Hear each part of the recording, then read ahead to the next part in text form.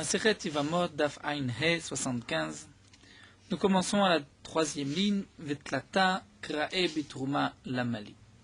Donc nous avons vu dans la Sugia précédente, la Gemara avait relevé ce qui est marqué dans la Mishnah, à Harel, tout homme incirconcis et tout homme impur, tamé, ne peut pas consommer de terouma. Et la Gemara avait cherché les psukim pour le Harel. Nous avons étudié quelques dapim concernant le Harel, l'incirconcis. Et ensuite, la Gemara s'était penchée sur les impurs, cholat me'im. Et la Gemara nous avait rapporté plusieurs psukim, et nous avons vu que lorsqu'un homme est impur, il y a différentes impuretés. Il y a des impuretés qui ne durent que jusqu'à la tombée de la nuit, comme par exemple un homme qui a touché un reptile mort, un sheretz, il doit se tremper dans un mikvé. Tant qu'il ne s'est pas trempé dans un mikvé, il est impur. Mais lorsqu'il se trempe dans un mikvé, après s'être trempé dans un mikvé, il est appelé tvul yom, et il s'est trempé le jour même, il doit attendre la tombée de la nuit pour être pur, pour retrouver son état antérieur. Et nous avons vu, donc pour le tamé sheretz, lorsqu'il est impur, il ne pourra pas manger de maaser, le maaser sheni que nous avons étudié, ce prélèvement de maaser sheni. Lorsqu'il se trempe dans un mikvé, après être sorti du mikvé, il est tuvulium, il peut manger du maaser, mais il ne peut pas encore manger de la terouma. Il doit attendre la tombée de la nuit pour manger de la terouma. C'est ce qu'on appelle aref shemesh. La tombée de la nuit, il pourra manger de la terouma. Il y a certaines impuretés, dont le metzora, le lépreux, ou le zav, un homme qui a des écoulements de ziva. Après 3 écoulements, il est impur pour 7 jours. Et après ces 7 jours de pureté, il va bien sûr se tremper dans un mikvé, mais il devra apporter le 8e jour des korbanot. De même, le metzora apportera des korbanot. Nous avons vu aussi la yoledet, une femme qui a accouché. Pour un garçon, pendant 7 jours, elle est impure. Pour une fille, pendant 14 jours. Ensuite, il y a des jours de pureté qui dure jusqu'à la fin du 40e jour pour un garçon et du 80e jour pour une fille. Et nous avons vu que pour la yoledet, par exemple, elle doit aussi apporter, cette femme qui a accouché, des korbanot. Son erev shemesh, c'est-à-dire la tombée de la nuit, pour elle, c'est à la fin des 40 jours ou à la fin des 80 jours, et c'est seulement à ce moment-là qu'elle pourra manger de la terouma.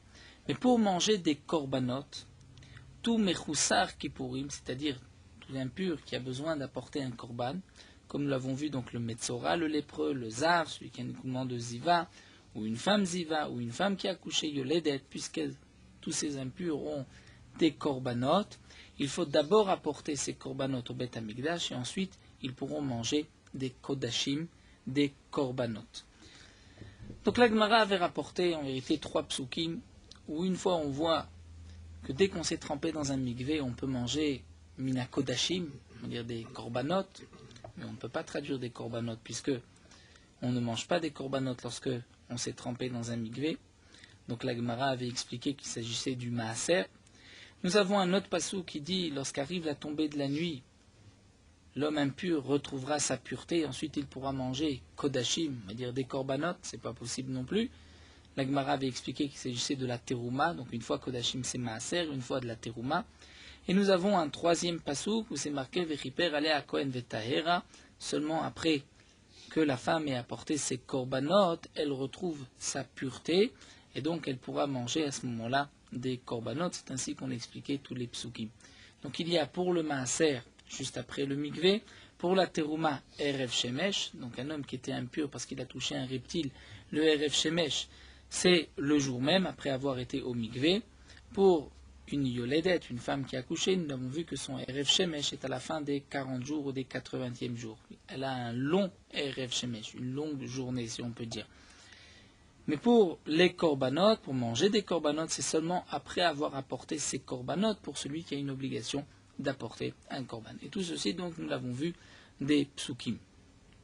Et là, la Gemara reprend, donc nous avons encore quelques précisions sur cette sugia. La Gemara reprend, la Gemara nous dit Vetlata krae bitruma lamali. Pourquoi avons-nous 3 psukim à propos de la terouma? nous avons vu qu'il y a 3 psukim où la Torah nous dit que pour la terouma, il faut attendre la tombée de la nuit pour manger de la terouma. Pourquoi 3 psukim? Un seul pasuk suffirait? C'est la question de la Gemara. Quels sont ces 3 psukim? Donc le premier pasuk, c'est celui que nous avons vu que la Gemara avait rapporté en bas de Aïn Dalet Amud Aleph, Ish Ish Mizera Aaron V'utzarua Ozav. La Torah a dit que tout descendant de Aaron, donc un Kohen qui est lépreux ou qui est impur par une impureté de Ziva, ne pourra pas manger Bakodashim lo yochal ad asher yitar. Il ne pourra pas manger de Kodashim tant qu'il ne s'est pas purifié. Et donc nous avons expliqué de quoi il s'agit. Il s'agit de Kodashim ad asher yitar, il s'agit de Teruma ad asher yitar par la tombée de la nuit. C'est ainsi que la Gemara avait expliqué le lo yochal ad asher yitar de ce pasouk. Dans ce pasouk, nous avons vu aussi une précision que nous devons rappeler puisque la Gemara reprendra ce point-là, c'est que dans ce pasouk, le tsaroua ozav, il ne s'agit pas d'un lépreux qui doit apporter un korban ou d'un zav qui doit aussi apporter un korban, il s'agit d'un lépreux mousgar, c'est-à-dire qui était juste enfermé en attente de voir si le bouton de lèpre allait évoluer, ou bien un zav. C'est le zav qui n'a eu que 2 écoulements, il est impur pour 7 jours, mais il ne doit pas apporter de korban. C'est ainsi que la Gemara avait expliqué que le tsaroua ou le zav, il s'agit d'un homme donc impur parce qu'il a eu la lèpre ou parce qu'il a eu des écoulements de ziva, mais il n'a pas besoin d'apporter de korban. C'est ce qu'on apprenait de ce passou. Donc il n'a pas besoin d'apporter de korban, la Torah nous dit, pour manger de la terouma, il doit attendre la tombée de la nuit. Ad asher yitar, jusqu'à ce qu'il se purifie. Nous avons vu, c'est que il doit attendre Adasher Gitar jusqu'à ce qu'il devienne pur, c'est à la tombée de la nuit. Ça, c'était un pasouk. Nous avons vu encore un autre pasouk où c'est marqué Uba Shemesh Vetaher. À la suite de cette même paracha, la Torah dit, lorsque viendra la tombée de la nuit, il sera pur et il pourra manger de la terouma. Vachar Yochal Mina Kodashim Kilach Mohu. Et là aussi, c'est de la terouma qu'il s'agit. Donc nous avons un deuxième pasouk qui nous dit que le Kohen, lorsqu'il est impur, il se trempe dans un mikvé, il attend la tombée de la nuit, il peut manger de la terouma. Un troisième pasouk que nous avons vu, Admelot Yemet Tahora. Pour la femme, la yoledet, qui a accouché, elle doit attendre la fin des jours de pureté, les 40 jours ou les 80 jours, pour pouvoir manger de la terouma. Là encore, c'est Erev Shemesh, c'est la tombée de la nuit. Comme nous l'avons expliqué, elle a une longue tombée de la nuit, puisque les jours d'impureté, c'est les 7 ou les 14 jours pour une fille, 7 pour un garçon, 14 pour une fille. Et ensuite, il y a des jours de pureté jusqu'au 40e jour ou au 80e jour. Et lorsqu'arrive le 40e jour, donc la fin du 40e jour ou la fin du 80e jour, là, elle retrouve sa pureté pour manger de la terouma. Donc 3 psukim pour nous dire qu'un homme impur doit attendre la tombée de la nuit pour manger de la terouma. Pourquoi ces 3 psukim? Et la Gemara répond, Tzriché, j'ai besoin des 3. Dei me adasher gitar, si j'ai le premier pasuk, où la Torah dit, il ne mangera de terouma, c'est-à-dire il ne mangera que de kodashim, seulement lorsqu'il va être pur. Alors on dit la Gemara adasher gitar, je ne sais pas que signifie être pur. Peut-être que cela veut dire juste aller dans un mikvé, ou peut-être que cela veut dire apporter des korbanot. Donc lav yadana bemai, je ne savais pas. Je ne pouvais pas savoir que signifie itar, katav rachmana ou ba'ashemesh vetaher. C'est pour cela que la Torah précise. Et ba'ashemesh, le deuxième pasuk vetaher, c'est-à-dire lorsque vient la tombée de la nuit, là il sera pur, il pourra manger de la terouma. Puis katav rachmana ou ba'ashemesh, si je n'avais que le deuxième pasuk, c'est-à-dire je dois attendre la tombée de la nuit, ava amina, j'aurais pu dire de la var kapara. C'est peut-être seulement un Kohen qui est impur, mais qui n'a pas besoin d'apporter de korbanot, puisque dans la paracha, nous avons vu qu'on parle d'un tsaroua ou d'un zav, d'un lépreux ou d'un zav qui n'a pas besoin d'apporter un korban, un metzora mousgar ou un zav qui n'a eu que 2 écoulements. Donc j'aurais pu dire que c'est vrai que là, puisqu'il n'y a pas de kapara, de korban, il peut manger de la terouma juste à la tombée de la nuit. Aval de bar kapara, mais si c'est un homme impur comme un metzora mouchlat qui doit apporter des korbanot, ou bien un zav qui a eu 3 écoulements, peut-être qu'il m'a ademaïté kapara, peut-être qu'il ne pourra manger de la terouma que lorsque il aura reçu sa kapara, il aura apporté son korban, donc katavar manas. C'est pour cela que j'ai le 3e passou qui nous dit admelot. Admelot, qui vient nous apprendre que même la yoledet, c'est-à-dire même la femme qui a accouché, qui elle a besoin d'apporter un korban, mais elle sera pure, elle pourra manger de la terouma lorsque vient la tombée de la nuit, lorsque se terminent ces 40 ou ces 80 jours. Et là, ma continue, si je n'avais vu que le dernier pasouga de Melot, Avamina, j'aurais pu croire Filou Belot Villa, même si elle ne se trempe pas dans un migvé. Lorsqu'elle arrive à la fin des 40 jours ou des 80 jours, elle est pure. Donc, Katavachmana, la chéritar, la Torah dit, il faut quand même se purifier dans un migvé. Donc, nous avons 3 psukim, mais en vérité, nous avons besoin des 3 pour nous dire la même chose, parce qu'un seul pasouk n'est pas suffisant. Nous apprenons que pour manger de la terouma, il faut attendre la tombée de la nuit, après, bien sûr, s'être trempé dans un migvé. Et il faut se tremper dans le migvé le jour. Si un homme a attendu la tombée de la nuit pour se tremper dans le migvé, il doit attendre la prochaine tombée de nuit, c'est-à-dire le lendemain. Et l'agma continue. Et le Tana qui en marloquette sur cet enseignement de Rabbi Ishmael. Nous avons vu plus haut que le pasouk. Et le pasouk uba Hashemesh vetaer. On parle d'un homme qui n'a pas besoin d'apporter de korban, puisque nous avons dit qu'on parle d'un metzora mousgar et d'un zav qui n'a eu que 2 écoulements. Ça, c'est ce que nous avait enseigné Rabbi Ishmael. Mais nous avons un autre Tana qui n'est pas d'accord avec Rabbi Ishmael et qui pense que bezav bal shteriyot bemetzora muchlat akatuv medaber, que le pasuk nous parle d'un homme qui est impur par une impureté de ziva, qui a eu 3 écoulements, et d'un metzora muchlat. C'est-à-dire que le bouton de lèpre avait évolué, on l'a considéré comme metzora, comme lépreux, il doit apporter des korbanot. Donc le pasouk où c'est marqué dans Adasher Gitar, c'est-à-dire il ne pourra consommer de la terouma que lorsqu'il sera pur, on est obligé d'expliquer à Demaïte Kapara que c'est seulement lorsqu'il apportera son korban. Pourquoi? Puisque Rashi nous explique, nous avons dans la même paracha un autre pasouk qui nous dit Uba Hashemesh vetaer, lorsqu'arrive la tombée de la nuit, il pourra manger, donc ça c'est de la terouma. Donc le premier pasouk, Adasher Gitar, c'est-à-dire la fin de son impureté, lorsqu'il va se purifier, ça c'est obligatoirement les korbanot. Donc ce pasouk, je ne vais plus l'expliquer le premier. Il ne mangera de kodashim, de terouma, que lorsqu'il va se purifier, c'est-à-dire lorsque viendra la tombée de la nuit. Maintenant, d'après ce tana, je vais expliquer différemment le pasouk. Je vais dire, il ne mangera de korbanot que lorsqu'il apportera son korban, puisque ici, à Dachérita, c'est la fin de la pureté, c'est le korban, ça ne peut pas être la tombée de la nuit, puisque j'ai le pasouk Ba'ashemesh vetaher. Donc, si c'est ainsi, j'ai maintenant 2 psukim pour les korbanot, que les korbanot, on ne peut les consommer que lorsque il a apporté son korban. Donc, Trekreb et Kodashim Lamali. Pourquoi ces 2 psukim? Quels sont ces 2 psukim? Rashi nous dit le pasouk Adasher Gitar et l'autre pasouk Vechiper Alea Vetahera, que nous avons expliqué, Vechiper Alea, que le Kohen apportera un korban pour la femme, et la purifiera par ce korban. Donc là, nous avons 2 psukim pour nous dire qu'on ne mange de korban que lorsqu'on a apporté son propre korban. La Mali, pourquoi 2 psukim? Et l'Agma répond, Tzrichel, j'ai besoin des 2 dés, parce que si j'avais juste un passouk qui était marqué à propos de la femme qui a accouché, j'aurais pu dire qu'effectivement, elle doit attendre d'apporter son korban pour manger des kodashim, pour manger bien sûr d'autres kodashim, parce qu'elle ne mange pas son propre korban. Mishom de merubetumata. Pourquoi aurais-je dit une telle chose? Parce que la yoledet, elle a une longue période d'impureté. Elle a, nous dit Rashi, 80 jours pour une fille pour pouvoir manger de la terouma et des korbanot. Aval bezav, mais un zav qui n'a que 7 jours, imalo, peut-être que lui n'a pas besoin d'attendre son korban pour manger des korbanot. Donc vient le deuxième pasouk, nous dit lui aussi devra attendre son korban. Mais si je n'avais qu'un pasouk à propos du zav, pour nous dire que lui doit attendre le korban pour manger un autre korban, j'aurais pu dire peut-être c'est seulement le zav de l'outar michlalo, parce que jamais le zav n'est permis, c'est-à-dire dans son impureté, il n'y a pas de permission.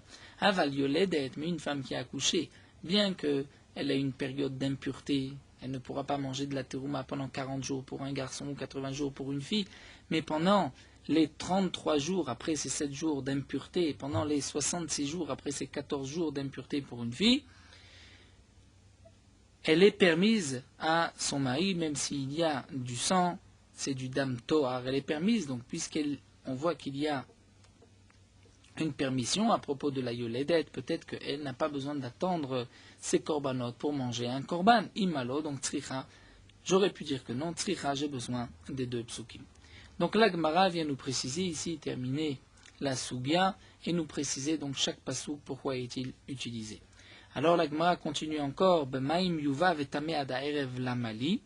Nous avons un passou qui nous dit que tout ce qui a touché à un chéretz, un reptile mort, il faudra le tremper dans un mikvé, il sera impur jusqu'au soir. Donc on comprend vetame ada erev pour manger de la terouma, puisque la terouma, on ne peut la manger que lorsqu'arrive la tombée de la nuit. Mais demande la Gemara lamali, pourquoi ce passouk en plus? Nous avons déjà vu que Uba Shemesh Vetaer, qu'on doit attendre la tombée de la nuit. Donc pourquoi un deuxième pasouk? Alors la Gemara répond, Amar Abizira Lenegia. Ce dernier pasouk, Bamaim Yuva, Vetamed Aerev, ne parle pas d'un homme, que cet homme doit attendre la tombée de la nuit pour manger de la terouma. Il s'agit d'un keli, d'un ustensile impur, qui lorsqu'il a touché un reptile mort, donc il est devenu impur par ce reptile mort, pour pouvoir toucher de la terouma, il faut attendre la tombée de la nuit. Pour pouvoir utiliser ce keli et le mettre, pour pouvoir utiliser ce keli pour de la terouma, il faut attendre la tombée de la nuit, bien qu'on a trempé le keli dans la journée. Des Tanya, hein, comme c'est marqué dans une braïta. Vetame. La Torah dit vetame, c'est-à-dire il faudra le tremper. La Torah dit bamaim yuva vetame. On le trempe, vetame, il sera impur. Ça veut dire que même une fois le keli trempé dans un mikvé, il reste impur. Yachol la kol, est-ce que ça voudrait dire qu'il est impur pour tout? Talmud Loma, mais la Torah dit vetaher. La Torah dit aussi vetaher. Donc si c'est vetaher, c'est qu'il est pur. I vetaher. Alors yachol la kol, il est pur pour tout. Talmud Loma vetame. La Torah dit aussi vetame. Dans le même passage c'est marqué vetame et c'est marqué vetaher. Une fois que j'ai trempé le keli dans un mikvé, la Torah dit il est impur et il est pur. Que signifie il est impur, il est pur? Aketzad. Kan le maaser, kan le trouma, tout dépend. Si c'est pour le maaser ou pour la trouma. Pour le maaser, nous avons vu, pour utiliser le keli pour maaser sheni, ça on peut immédiatement après avoir immergé le keli dans un mikvé. Et pour la trouma, il faut attendre la tombée de la nuit. Et donc on comprendra le pasuk ainsi. Bamaim yuva, on le trempera dans de l'eau. Vetame adaerev, il sera impur jusqu'au soir. Vetaher, et il sera pur immédiatement après l'avoir trempé dans le mikvé, pour le maaser, mais tamé adaerev, pour la terouma. Alors nous dit la Gemara, on pourrait peut-être dire le contraire. On n'a qu'à dire le contraire, que pour le maaser, c'est la tombée de la nuit, la terouma, c'est immédiatement après. Mais pour Hana, la Gemara dit mistabra, c'est logique, et rid ramira, achila des trouma, achila des maaser, de la même manière que pour manger de la terouma, un homme avant de manger de la terouma doit attendre la tombée de la nuit, mais pour le maaser, dès qu'il s'est trempé dans un mikvé. Donc on n'a qu'à dire pour les kelim aussi, c'est la même chose, achila me, ramira, negia des trouma, negia des maaser. C'est plus ramour de toucher de la terouma que de toucher le maaser. Donc le keli, on dira, c'est la même chose que l'homme. Ou bien je peux te répondre encore que negia des trouma me'achan nafka. En vérité, l'interdiction de toucher de la terouma, on l'apprend de ce pasuk. Bechol kodesh lotiga. La Torah nous dit que Bechol kodesh lotiga, toute chose pure, lotiga, il ne touchera pas. De là, on apprend azara leochel. Il dit le pasuk, c'est marqué lotiga. Que signifie lotiga? Manger ou toucher? Bien, la Braïta nous dit azara leochel. L'interdiction, c'est de manger. La Torah dit, tu ne toucheras pas. Bechol kodesh lotiga, c'est en vérité de ne pas manger. Il s'agit donc de la femme qui a accouché après les jours d'impureté. La Torah dit pendant 33 jours, elle a ce qu'on appelle le dam toar. Bechol kodesh lotiga, elle ne touchera pas de kodesh, de terouma, jusqu'à admelot yemetaora, jusqu'à la fin des 40 jours. Donc nous avons expliqué, il s'agit de la terouma, l'interdiction pour une femme jusqu'à la fin des 40 jours de toucher de la terouma. La Gemara nous dit non, ce n'est pas toucher, c'est manger de la terouma. La Braïta continue de demander, peut-être qu'en vérité, il faut comprendre le pasouk comme c'est marqué. Le tiga, ne pas toucher. Donc, pas toucher, pourquoi on explique pas manger? Alors la Gemara nous dit, Talmud Loma, puisque dans le même pasouk c'est marqué, Bechol kodesh lo tiga vel amigdash lo tavo, c'est-à-dire pendant cette période, comme nous l'avons expliqué, donc la femme impure, après une naissance, elle a 7 jours d'impureté, 33 jours de pureté. Pendant ces 7 jours d'impureté, elle est considérée comme impure, même si elle se trempe dans un mikvé, ça ne change pas. Après les 7 jours, elle va se tremper dans un mikvé. Mais le Erev Shemesh, la tombée de la nuit, c'est à la fin des 40 jours. Donc pendant ces 33 jours, c'est un long Erev Shemesh. Elle n'a pas le droit de, nous dit le Passouk, toucher du Kodesh et ne pas rentrer au Beth Amikdash. Et donc là, l'agma veut nous dire, Bechol Kodesh Lotiga, il s'agit de ne pas manger. Peut-être que ce n'est pas touché. L'agma dit non, puisque c'est marqué juste à côté, Bechol Kodesh Lotiga, Vela Migdash Lotavo. Donc il y a un Ekdesh il y a un Ekesh, un lien entre le Kodesh, c'est-à-dire les aliments saints, Teruma, et la Migdash est rentrée au Bet Migdash. Ma Migdash de Vashish Bonitlat Neshama. De la même manière que lorsqu'une personne impure rentre au Bet Migdash, il y a une punition de mort. Af Kodesh d'avar Shishbon Netilat Neshama. Donc là aussi, ce Kodesh, il s'agit de Netilat Neshama, c'est-à-dire la Torah interdit de consommer la terouma pendant cette période parce qu'il y a une punition de mort, comme le Bet Amigdash. Mais si on explique Benegia, Netilat Neshama Lika, de toucher de la terouma, un homme impur qui touche la terouma n'est pas Chayav Mita. Donc le pasuk Bechol Kodesh Lotiga, pour cette femme qui est Tvulat Yom Arour, qui attend son Erev Shemesh pendant 33 jours, l'explication de Bechol Kodesh Lotiga, c'est de ne pas manger de la terouma. Alors, l'Agma termine, pourquoi la Torah emploie le terme de Lotiga, ne pas toucher, alors que c'est en vérité ne pas manger?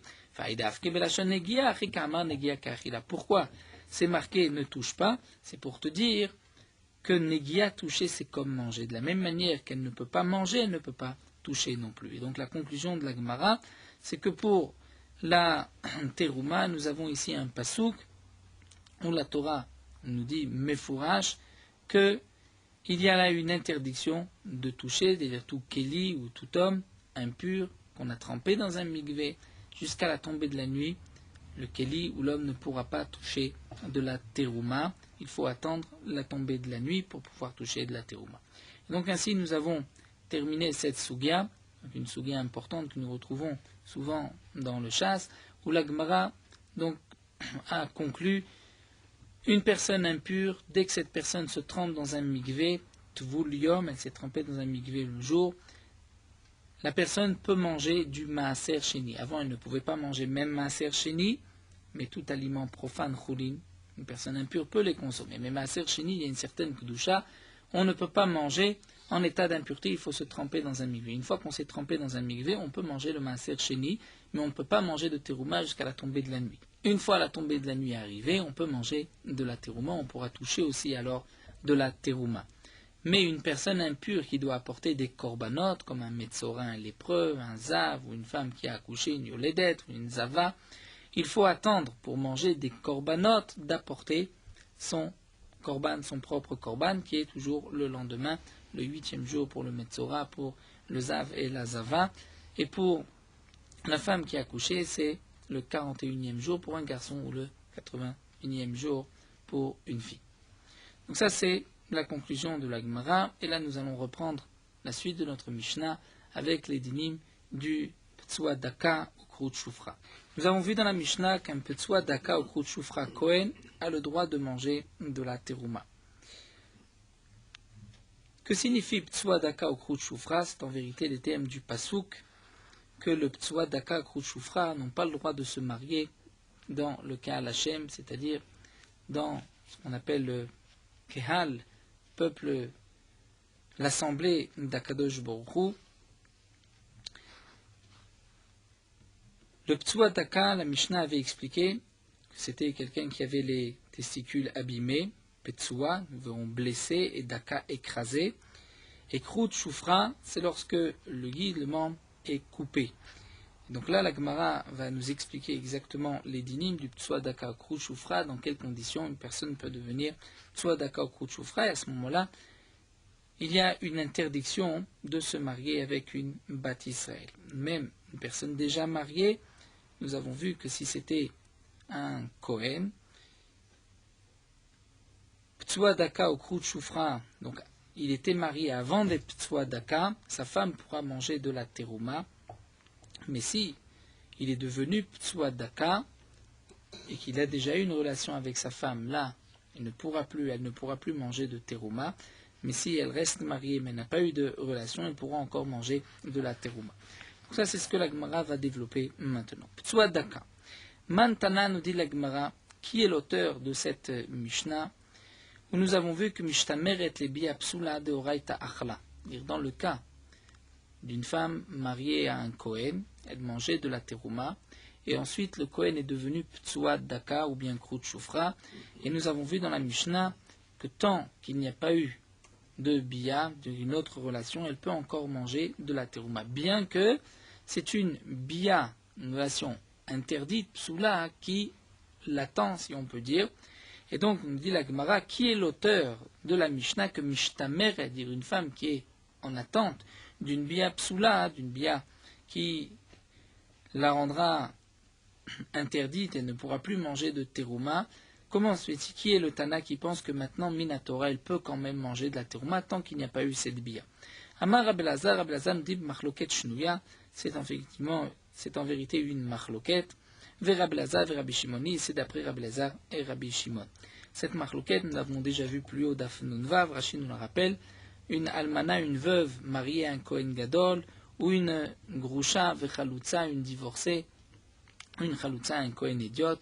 Nous avons vu que si c'est mina irusin, dire juste, une femme a été fiancée avec un Kohen Gadol, almana, ou une grusha avec un Kohen idiote, elles ne mangeront pas de terouma, mais d'après Rabbi Shimon, elles pourront manger de la terouma. Bien qu'elles sont, ces femmes-là, en attente d'un mariage interdit. Rabbi Shimon dit tant qu'elles ne sont pas mariées, elles peuvent manger. Donc notre Mishnah aussi, c'est Rabbi et Rabbi Shimon. Mais Rabbi Yochanan nous dit Afilotema Rabbi Meir. On peut dire que notre Mishnah, c'est même d'après Tanakama de Daf Nun Vav, c'est-à-dire Rabbi Meir. Ici, c'est différent chez Kvar Achla, puisque là, on parle dans un cas où la femme avait déjà mangé de la terouma avant que son mari ne devienne Krout Shufra. Alors que là-bas, c'était un Kohen qui avait donné des kiddushin à une divorcée, donc elle n'avait encore jamais mangé de terouma. C'est pour cela que Rabbi Meir avait interdit de manger de la terouma. Mais Rabbi Elazar, qui n'a pas donné cette explication, nous dit la Gemara, pourquoi chez Kvar Achla lo amrina. D'après Rabbi Elazar, on ne dit pas que puisque la femme a déjà mangé de la terouma, elle peut continuer à manger de la terouma d'après Rabbi Meir, si ce n'est d'après Rabbi Elazar et Rabbi Shimon. Pourquoi? Parce que Rabbi Elazar pense ainsi, si tu ne dis pas ainsi, si tu dis qu'une femme qui mangeait déjà de la terouma, même si maintenant elle est en attente d'une bia interdite, il y a une raison pour laquelle elle ne pourrait pas manger de la terouma, mais tu vas lui permettre parce qu'elle a déjà mangé. Alors tu vas dire la même chose, Bat Israël Sheniset la Kohen, une fille Israël mariée à un Kohen, Umed Baala, son mari est mort, et elle n'a pas eu de descendance avec ce Kohen. Quel est le din? Elle ne mange plus de terouma. Elle reprend son statut initial. Là, d'après toi, on devrait dire Tochal, qu'elle mange chez Kvar Achla, parce qu'elle a déjà mangé lorsqu'elle était mariée au Kohen.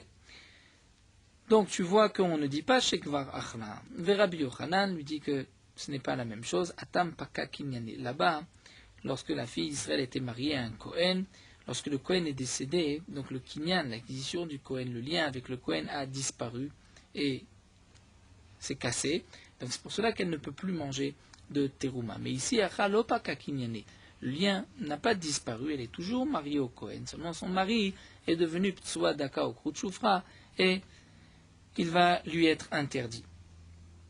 Donc, d'après Rabbi Yochanan, elle peut encore manger de la terouma, même d'après Rabbi Meir. Donc nous avons une marloquette ici entre Rabbi Elazar et Rabbi Yochanan pour savoir qui est l'auteur de notre Mishnah. Est-ce que c'est seulement Rabbi Elazar, Rabbi Shimon, ou même Rabbi Meir sera d'accord que cette femme pourra encore manger de la terouma? Dans la Gemara, va expliquer que signifie Ptsua Daka. Ezeu Ptsua Daka. Donc Ptsua, c'est celui qui est blessé. Et Rashi nous dit comme Petsa, c'est-à-dire Makat Cherev et Sakin, c'est-à-dire blessé avec une lame, un couteau ou une épée. Tanoura Bana, nous avons une braïta, Ezeu Ptsua Daka, qui est le Ptsua, c'est-à-dire blessé, et Daka écrasé, broyé. Kol Shenifseu Petsim Shelo. Il y a toute personne dont les testicules ont été blessés. Vafilu Achat même si ce n'est qu'un seul testicule. Vafilu Nikvu, même si ils ont été percés. Vafilu Nimoku, même s'ils ont rétréci. Vafilu Chasru, et même si ils sont manquants. Manque, Rashi nous dit Kolchu, même une toute petite partie. Il est appelé Petsua Daka. Amar Rabbi Ishmael beno shel Rabbi Yochanan ben Berokai. Rabbi Ishmael, le fils de Rabbi Yochanan ben Berokai, nous dit Shamati mipir Chamim. J'ai entendu de la bouche des Chamim bekerem beyavne.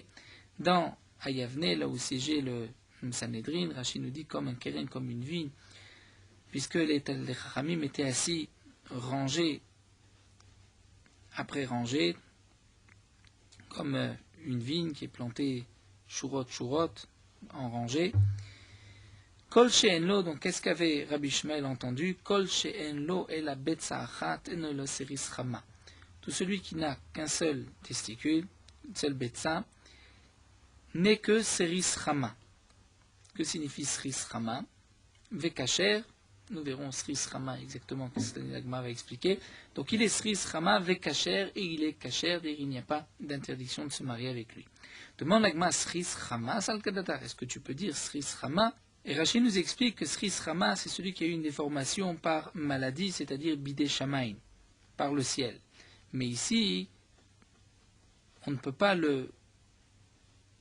dire il n'est que Seris Rama, il n'est pas Seris Rama, puisque ce n'est pas une déformation par maladie. Et la Haréou, nous dit la Gemara, donc on doit expliquer Haréou qu'est Seris Rama. C'est-à-dire il est comme un Seris Rama, Vekacher et Sekacher. C'est-à-dire il a le même statut que le Seris Rama, que celui qui a une déformation par maladie Bidé Shamaim, et il est Kacher. Donc même s'il n'a qu'un seul testicule, d'après Rabbi Ishmael, il est Kacher et il peut se marier avec une Bat Israël. La Gemara continue, demande Venikav, l'homolide. La raison de tous ces dynimes que nous avons vus, pourquoi le Ptsua Daka, le Krout Choufra n'ont pas le droit de se marier avec une Bat Israël, c'est qu'ils ne peuvent pas avoir d'enfants. Alors demande la Gemara, le Nikav, celui qui a eu un trou, qui a été percé, l'homolide, ne peut pas avoir d'enfant. Pourtant, Vaou Gavra, il y avait un homme, des Salik Ledikla, qui est monté sur un palmier, Vecharzie Siloa Bebetsim. Vecharzie nous explique Rachid, qu'il y a une épine, Kotz, une épine de l'arbre, qui lui a percé les testicules, Venafak Mine Kechut Demugla, et il est sorti de lui à ce moment-là du Shirvat Zeram, Kechut comme un fil des Mougla de pu, Veolid, et malgré tout, il a eu des enfants par la suite. Donc on voit que bien qu'il a eu les bétim percés, il a pu avoir des enfants. La Gemara reprend et nous dit non. Achalar Shmuel et Kamed et Rav. Shmuel avait envoyé à Rav et lui avait dit va marler, Tsev et Chazar al-Banav, va rechercher ses enfants, mais Ain Em, d'où est-ce qu'ils viennent? C'est-à-dire que Shmuel avait dit à Rav, ses enfants, c'est sûr que ce sont des mamzerim, ce ne sont pas ses enfants à lui, et sa femme a commis un adultère parce que lui ne peut pas avoir d'enfants étant donné qu'il a les testicules percés.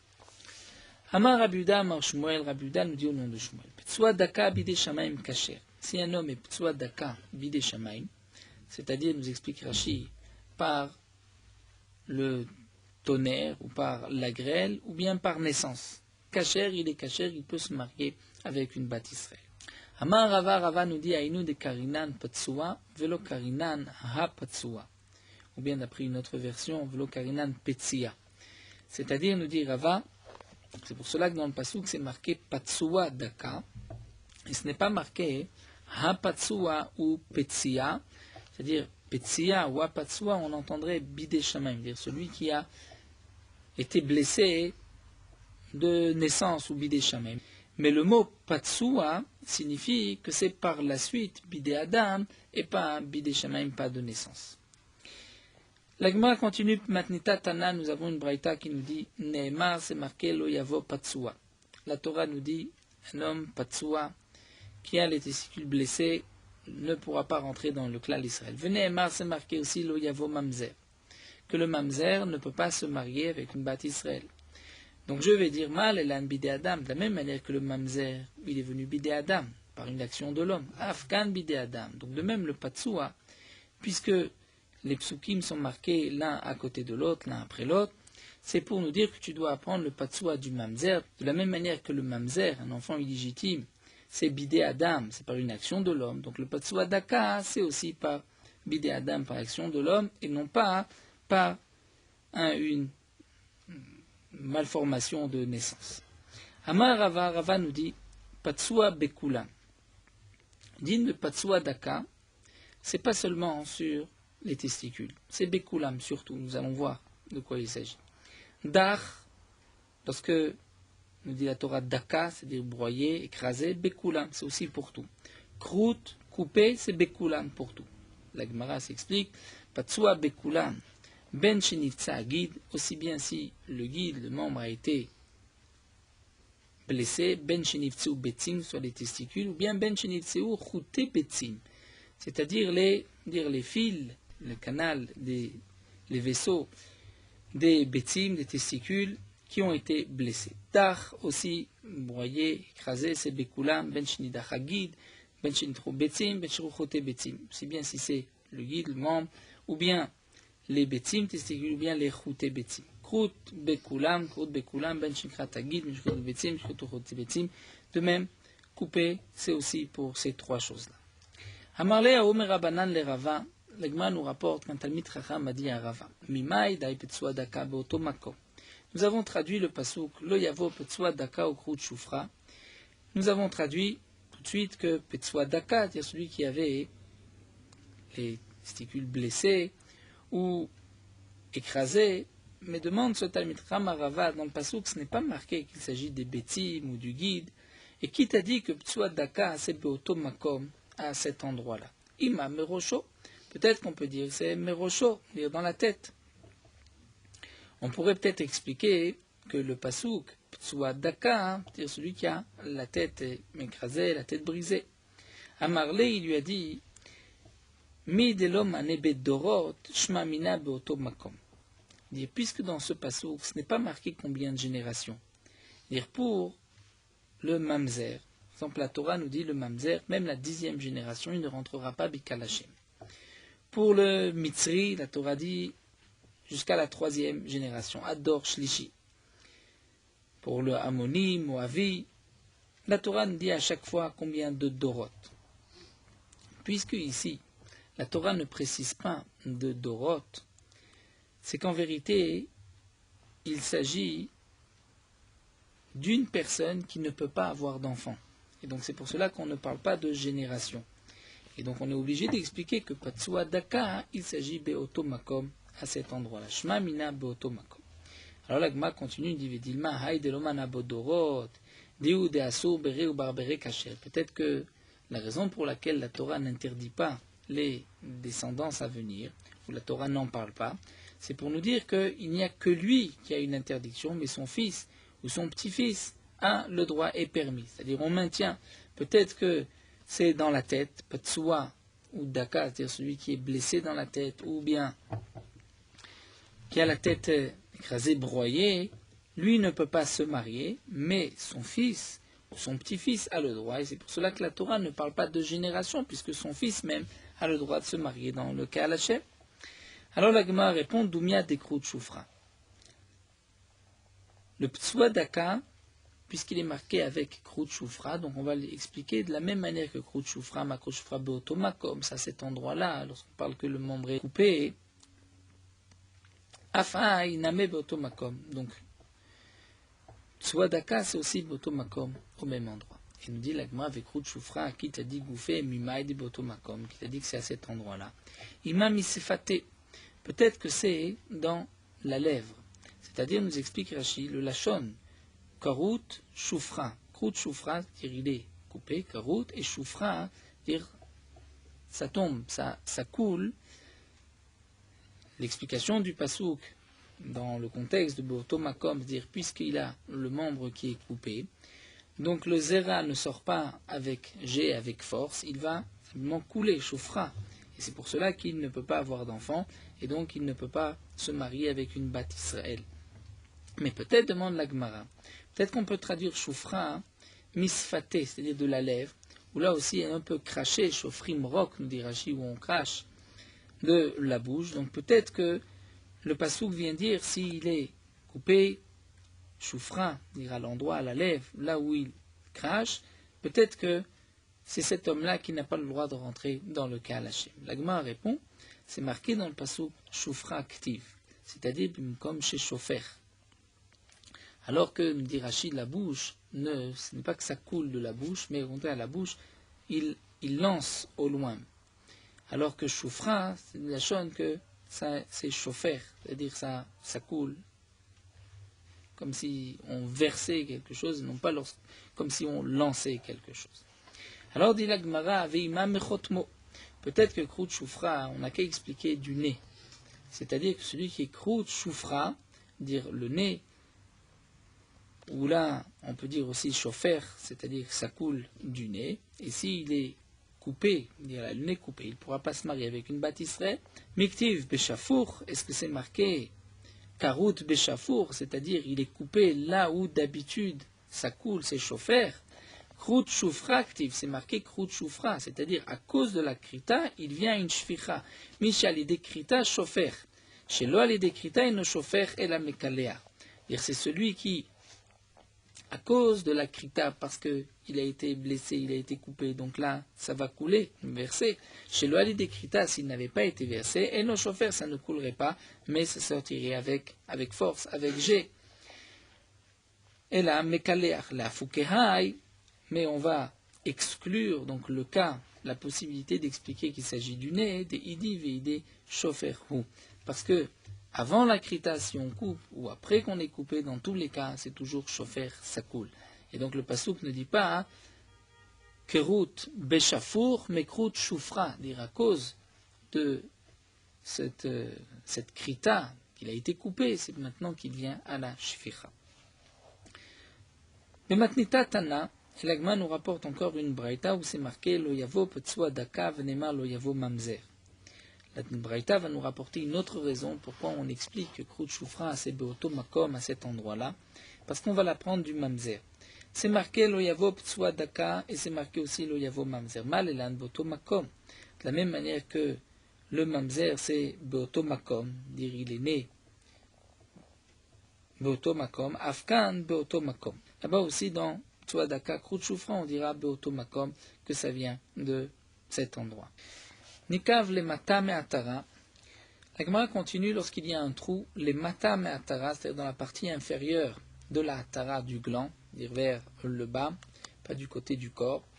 Chez Kenegdo le ma'ala me'atara. Mais ce trou va en diagonale, va transpercer de l'autre côté, mais c'est plus haut de l'autre côté, c'est les malas plus haut que la tara, donc la partie du membre proche du corps.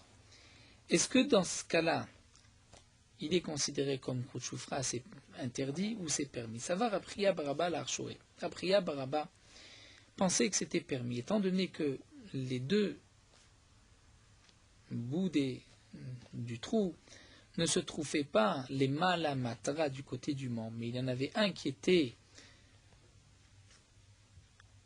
sur la partie inférieure du gland. Et comme nous l'avons vu, le gland c'est considéré, Nirachi, comme un morceau de chair, puisque s'il reste une partie de la tara, même comme un cheveu, c'est cachère.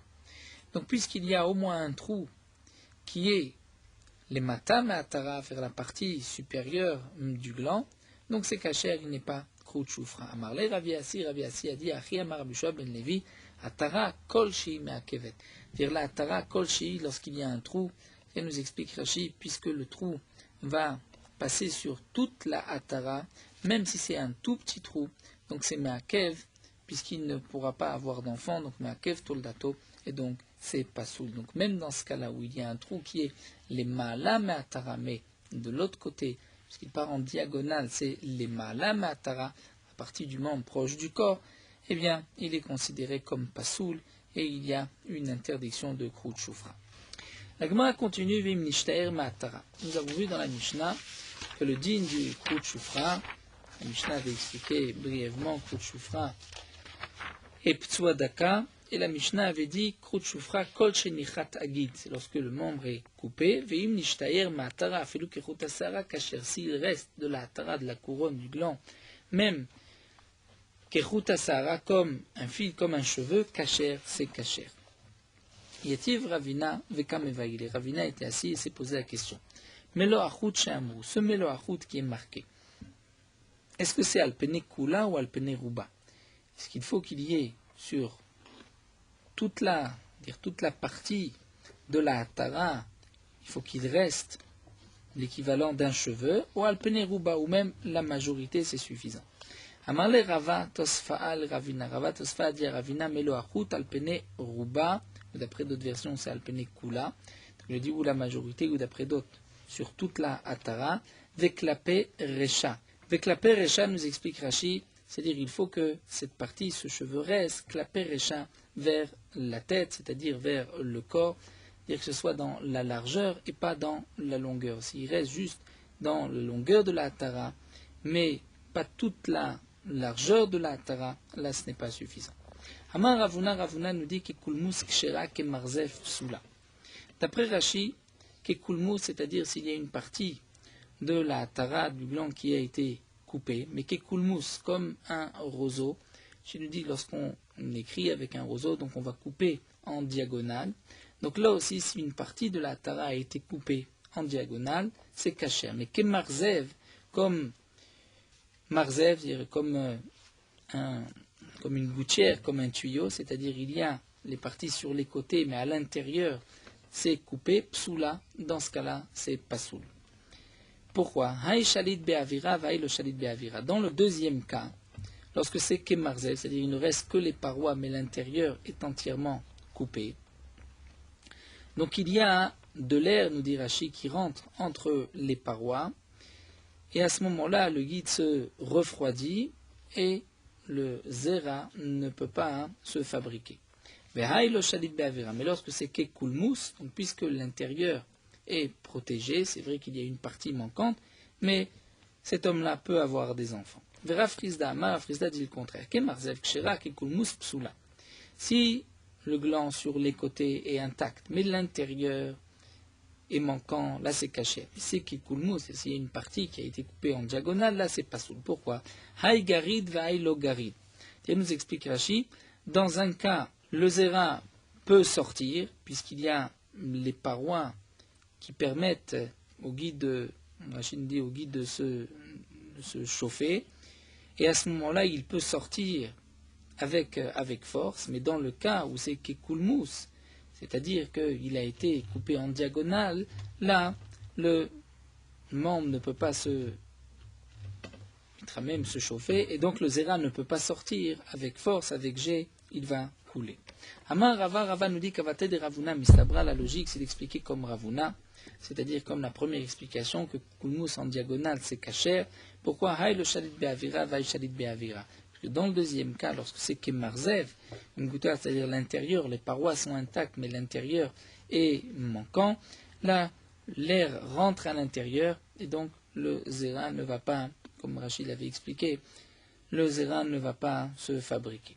Imishum griduta. Et si tu dis que juste le problème c'est parce que les parois donc ne vont pas s'échauffer, c'est pas grave. Midé dave à barza de chavita, c'est-à-dire malgré tout, même lorsque c'est kekulmus, et donc la partie est manquante et fine au bout, malgré tout, il n'y a pas de risque comme le pensait Rafrizda. Pourquoi? Puisqu'il y a une autre partie du membre qui est plus large, et c'est comme à barza de chavita, comme le robinet qu'on met dans un tonneau, même si nous dit Rashi au bout il est étroit, il est fin, mais lorsqu'on va l'enfoncer complètement, donc il y a une partie large qui va se bloquer à l'entrée du tonneau, donc de même on dira, même lorsque il a été coupé kekulmu, c'est-à-dire en diagonale, c'est kasher, puisque même si la partie supérieure ne va pas s'échauffer, la partie qui est plus entière, qui est plus large, proche du corps, pourra amener ce chimour.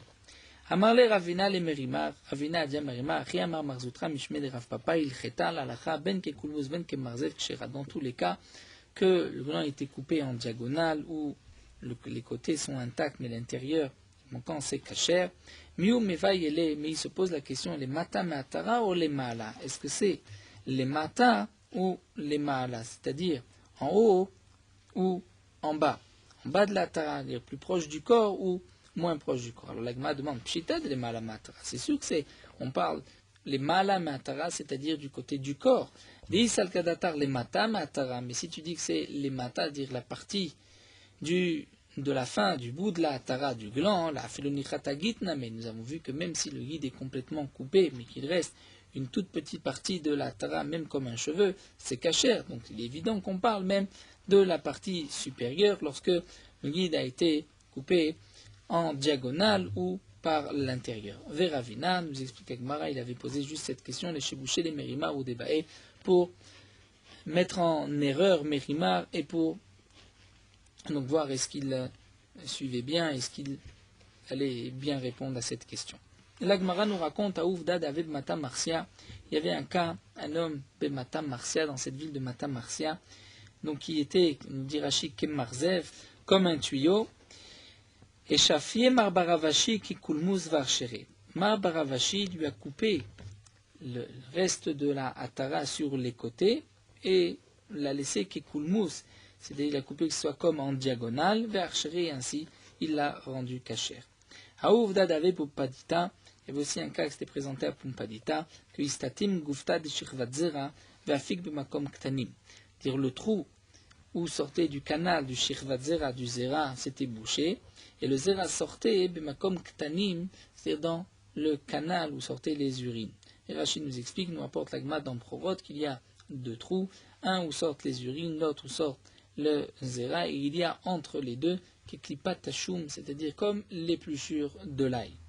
Donc là, dans le cas qui avait été rapporté à Pumpadita, il y a un homme où le canal du Shirvatzera s'était bouché, donc le Zera sortait bimkom ktanim. Ça va, Rav Ubi Barabayi, l'archoré Barabayi pensait dire qu'il était kasher, étant donné que cet homme-là n'est ni ptsua, ni daka, ni kerut, il n'était pas coupé, il était juste bouché.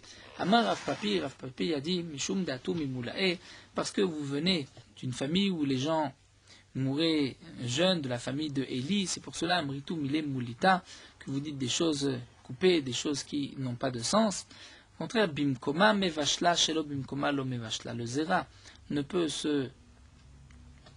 traduire la Gemara, se Mevashla, dire se préparer, seulement lorsqu'il passe par ce canal, dire le canal du Zera, Shelo Bimkoma, mais s'il passe par le canal des urines, par un autre canal, Lo Mevashla, il ne se prépare pas, il ne se fabrique pas. Donc, nous allons nous arrêter ici, à Marabuda Marshmuel, on reprendra la suite. Morot Alacha Daf Ain Hei. Juste après s'être lavé les mains le matin, on doit s'habiller d'un talit avec des tzitziot, étant donné que tout homme doit faire attention d'accomplir cette mitzvah le plus rapidement possible. De plus, et bon, il faut faire attention de ne pas marcher arba amot sans tzitzit. Nous avons une marloquette entre les poskim.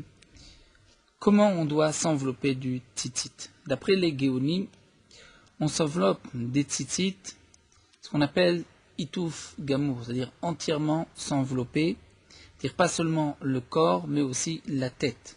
D'après le itour, il n'est pas nécessaire de s'envelopper complètement, même la tête, même si on ne s'enveloppe que le corps, c'est suffisant, puisque d'après le itour, les gens aussi ne sont pas habillés toujours avec la tête couverte. Parfois, la tête est couverte, parfois elle est découverte. La halakha, c'est comme le itour, et donc il n'est pas nécessaire de s'envelopper la tête aussi. Lorsqu'on s'enveloppe le corps, le dos, c'est suffisant. Malgré tout, pour pouvoir accomplir même la chita des géonim, donc il est bon, avant de s'envelopper du tzitzit, donc d'abord de mettre le tzitzit sur la tête, de s'envelopper ce qu'on appelle l'itouf, katifa taishmaïlim, comme la tifa comme les Arabes ont l'habitude, et d'ainsi rester 4 amot. Nous avons de cette manière accompli la mitzvah de Hatifa d'après tous les poskim, les géonim, mais aussi le itour, même si on a couvert la tête, et ensuite on peut descendre le talit sur le corps. Ceci est valable aussi pour le talit katan, pour celui qui fait une bracha sur le talit katan, comme nous verrons Bezrat Hashem par la suite.